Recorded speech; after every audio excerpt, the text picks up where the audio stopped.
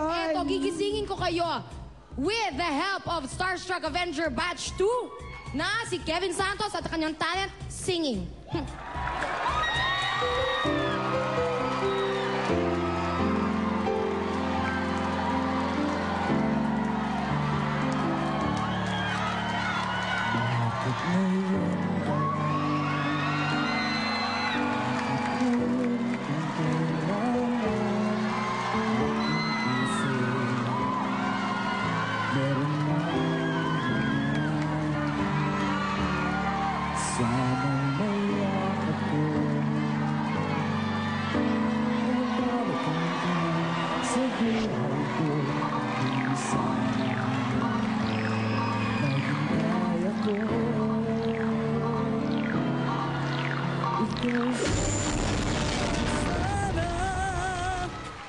Julia, parang ang himbing na ng tulog namin, ha? Nagihinig na kami.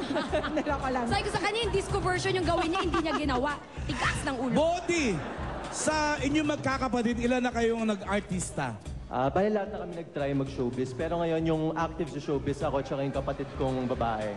Ano pangalan ulit nun? Janine. Janine. Yes, lumalabas siya ngayon sa Last Prince. Budi, kapag ang tatay mo naman si Tirso Cruz III, hindi ba nakaka-pressure? Some pretty big shoes to fill kapag sinundan mong yapak? Ang daming tao na yun nga nape-pressure. Pero yun, kinakausap naman kami ng dad ko na just be your own, kumbaga, be your own artist. Tapos tinutulungan niya naman kami. So, Di ba usually pag ang magulang mo sikat, hindi ka ba na-hurt yung sabihan ka, anak ni Tirso Cruz lang yan?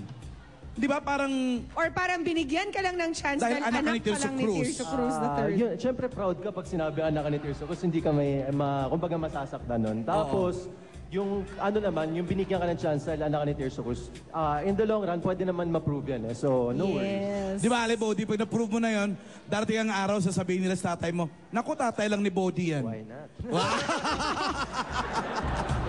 At si Kevin, Starstruck Avenger Batch 2. At kasama sa Show Me the Money and Bubble Gang.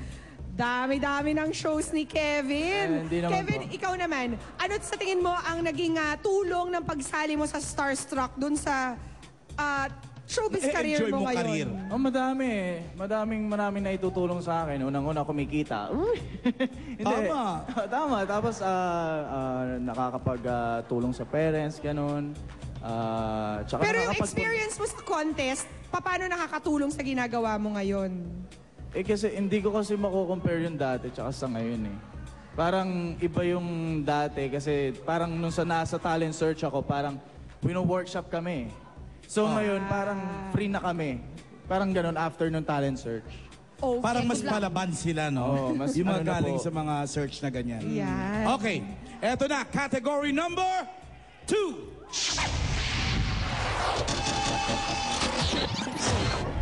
East or West? East and West, tungkol sa mga lugar ang katanungan. Good luck! Eto na si Wally! Na kung saan lugar matatagpuan. Okay, East-West tayo, East-West. Ito ang tanong. Ang kasalukuyang Winter Olympics ay ginaganap sa Vancouver. Sa anong bansa sa North America? Body! Nauna si Body. Canada. Canada daw, Wally. Well, Canada! Correct! Ay! Aba! Ano to? Lalo ka nilang marunong pumarty, Julia.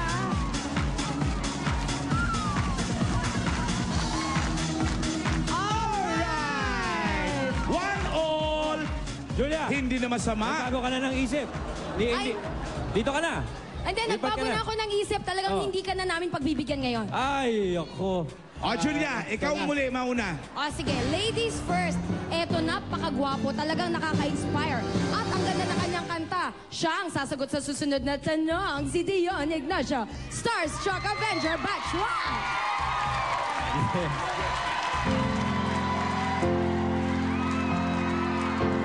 We were as one day, for a moment in time, and it seems everlasting that you will always be mine. Now you wanna be free, so I'm letting you fly.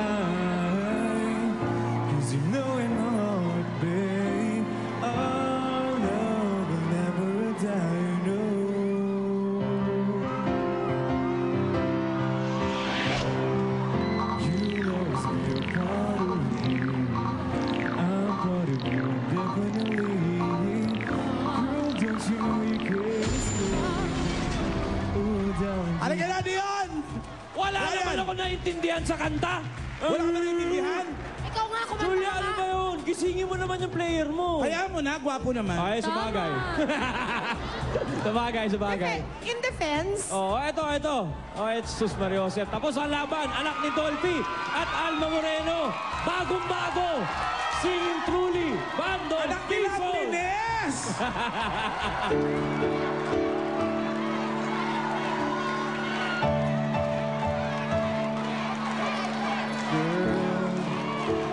Tell me only this, that I have your heart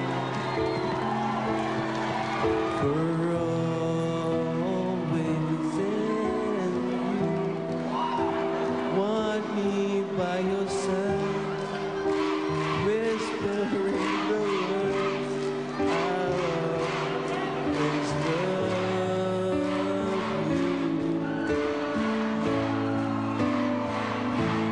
And forever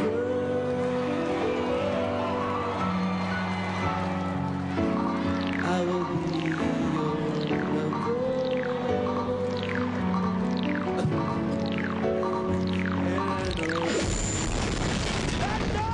Halika na. Maalala ko to nung bata eh. Sumasama kami sa Loveliness. Ang kinakanta niya lagi, Eternal Flame. at kumakaway naman siya. Akala mo, concert king. Si Bandol. Ibang klase. Dion, meron bang kakaibang satisfaction yung alam mong nakarating ka kung nasan ka ngayon dahil sa sarili mong kusa? Sa pinaghirapan mo. Pinaghirapan mo kaya nandito ka Mahirap ngayon. lumaban sa isang talent search, Totoo. di ba? Libo-libo kayo nag-audition, tapos eto ka ngayon, Dion Ignacio ka. Siyempre ako, nagpapasalamat ako kay Jesus kasi yung pag-artista, hindi ko naman hiningi yun eh. Binigay sa akin kasi alam niyang kailangan ko. Paano sigaw, Steph? Paano? Ang tinis. Ang tinis. Ikaw Si naman, Bandol Bandol. naman. Pag nanay mo si Alma, tatay mo si Dolphy, saan ka pupunta? Di showbiz. Oo. Parang iling, parang iling. Hindi, ayoko. May tanong ako. May perks ba kapag Quezon yung last name mo? May perks, parang naiiba ba yung tingin ng mga tao? Or parang, Tingin or nila- ina-expect ba nila magpapatawa ka? Ganon, joke muna, joke. Hindi naman. Hindi nila chick boy.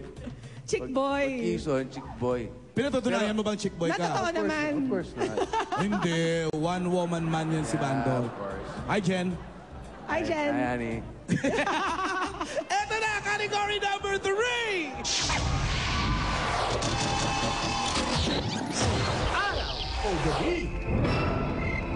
Naku, tingnan natin kung sinong nakikiramdam sa kapaligiran. At bago tayo magpunta doon, ang question number 3 po, ang kailangan nyo sagutin ng ating mga texters. Ngayon pa lang po, i-ready na cellphones nyo para manalo kayo ng iPod Touch! Ay, eto na si Ruby!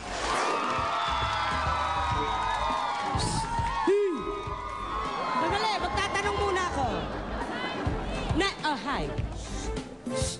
Nangangamba na ang DOH sa pagkakaroon ng measles outbreak sa madaming bahagi ng Maynila. Lalo na sa Tondo, Manila sa kakulangan ng kapasidad ng mga public hospitals at health centers para tugunan ito. Ang tanong, ano sa Tagalog ang measles? Puti! Tigdas. Tigdas nga ba, Ruby, ang measles? Tigdas? Tama!